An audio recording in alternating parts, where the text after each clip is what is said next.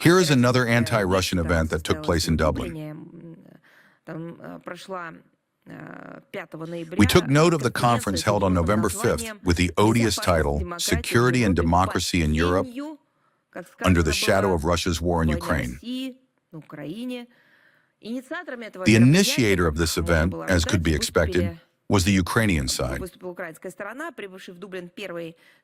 The first deputy foreign minister of Ukraine, Kyslytsya, who arrived in Dublin, reproduced the standard narratives about the allegedly looming Russian threat over Ireland.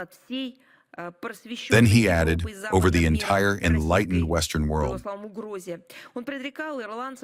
He foretold to the Irish that they could be brought to their knees through the remote use by Moscow of its all-penetrating hybrid arsenal. He insisted on the desirability of Ireland reconsidering its traditionally neutral status.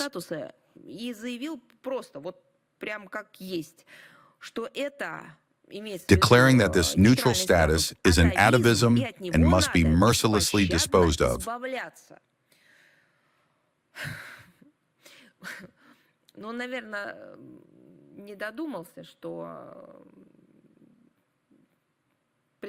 Well, he probably did not think through that he himself presents a poor example of getting rid of signs of atavism.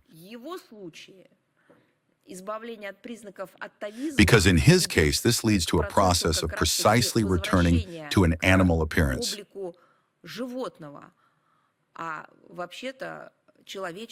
While humanity is moving along a different declared path, praising and developing everything human in itself. Kyslytsya found nothing better than to cite Finland and Sweden as examples, which, parting with their non-bloc status that for centuries guaranteed them peace, security, and cooperation, have now joined the cohort of NATO vassals. And simply, awaiting orders from above in their barracks. Apparently, the emissaries of Zelensky's regime, who has handed its own country over to NATO strategists for dismemberment and is destroying it, intends to prepare the same fate for Ireland, or, at the very least, is doing everything to push it in that direction.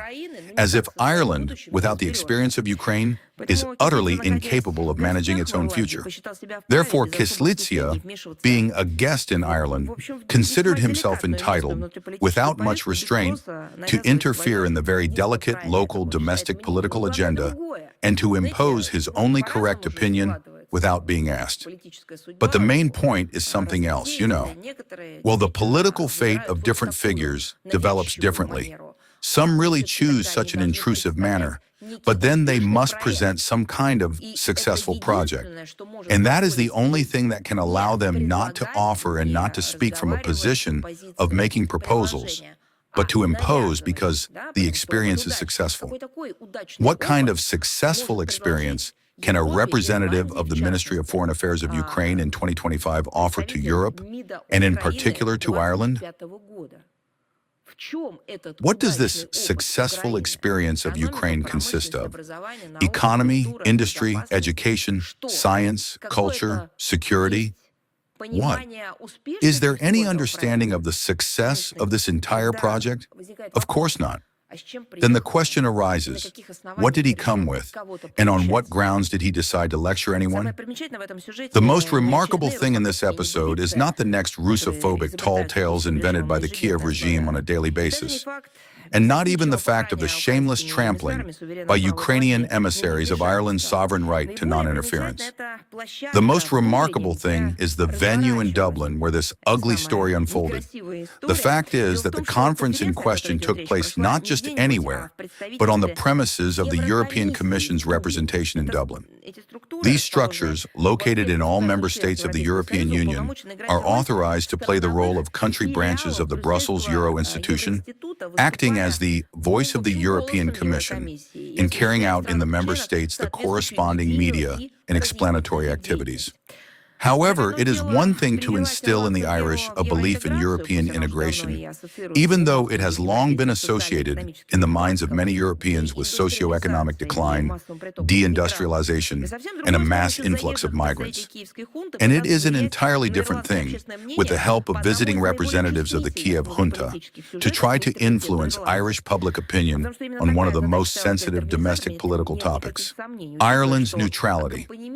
And there is no doubt that this was precisely the task set before the organizers, considering that the accompaniment to Kyslytsya was composed of the head of the office of the EU High Representative for Foreign Affairs and Security Policy, Vivian Lunala of Estonia, the retired military officer and former member of the lower house of the Irish Parliament, Cathal Berry, as well as other supporters of the militarization of Europe. The talking points were presented, well, literally carbon copied.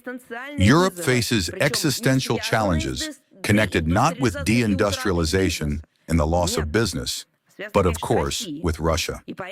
Therefore, Ireland must remove its military political self-restrictions and boldly join the campaign of Ursula von der Leyen's department to increase the EU's defense potential. You know, we have long ceased to be surprised by such brazen, pushy conduct by the Brussels Euro bureaucracy, which by frightening the residents of the European Union countries with a fabricated Russian threat, seeks to secure for itself extraordinary powers and emergency funding by wartime standards, as they said. However, such militaristic rhetoric, unfortunately, falls on fertile soil in Dublin, where the ruling coalition, led by the country's Prime Minister, Michael Martin, is pursuing a course to revise the constitutional restrictions on the participation of Irish servicemen in overseas missions.